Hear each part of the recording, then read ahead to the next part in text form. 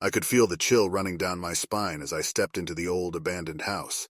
It was a place I had always been warned to stay away from, but curiosity got the better of me.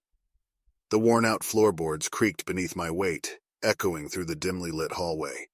The air was heavy with a musty scent, and I couldn't help but feel a growing sense of unease.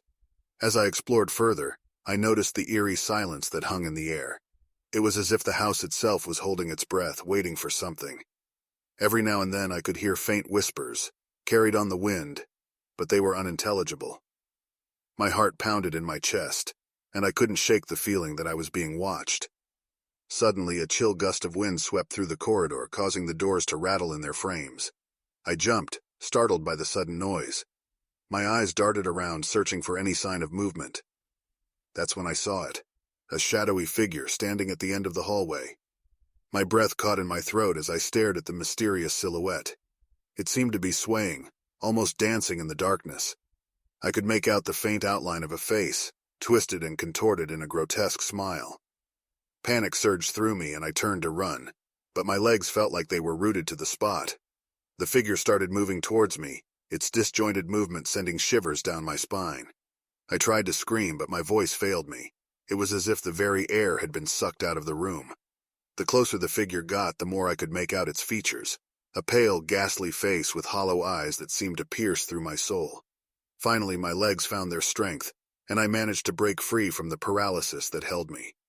I sprinted down the hallway, desperate to escape the nightmare unfolding before me. But no matter how fast I ran, the figure was always right behind me, its haunting presence trailing me like a relentless specter. As I stumbled through the house, the walls seemed to close in, the rooms shifting and distorting. It was as if the house itself was alive, toying with me, leading me deeper into its macabre depths. Every now and then I would catch glimpses of other figures, their ghostly forms flickering in and out of existence. I had lost all sense of time and direction when I reached the final room, a room bathed in an ominous red glow.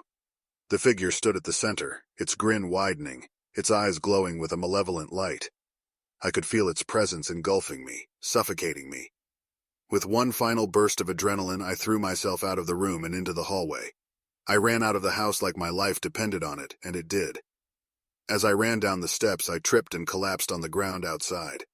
The silence of the night was a welcome relief, and I gasped for breath, my heart racing. I never returned to that house again.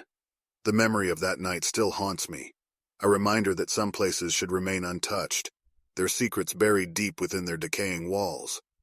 But every now and then I hear whispers in the wind, a chilling reminder that the spirits of that house are still watching, waiting for their next victim.